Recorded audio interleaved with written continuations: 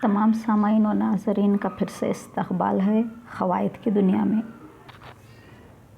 आज हम मुस्तक़िल कलमे की तीसरी क़िस्म सिफ़त, जिसे इंग्लिश में एडजेक्टिव कहते हैं, के बारे में मुताला करेंगे।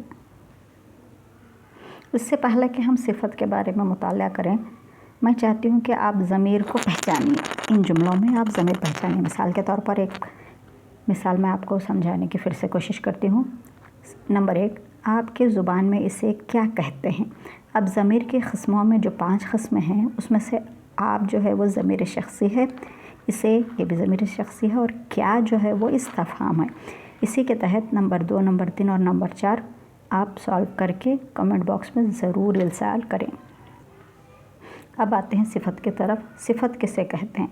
सिफ़त वो कलमा है जो किसी इस्म की खूबी, कैफ़ियत, तेदाद, मिक़दार बताए। जैसे कि जुनैद शरीर लड़का है, वहाँ गोल मेज़ रखा है, शेर जंगली जानवर है।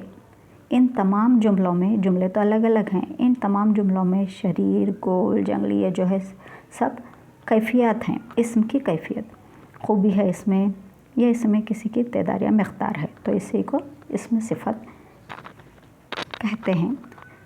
आप मेरे चैनल को लाइक, शेयर, सब्सक्राइब ज़रूर कीजिए।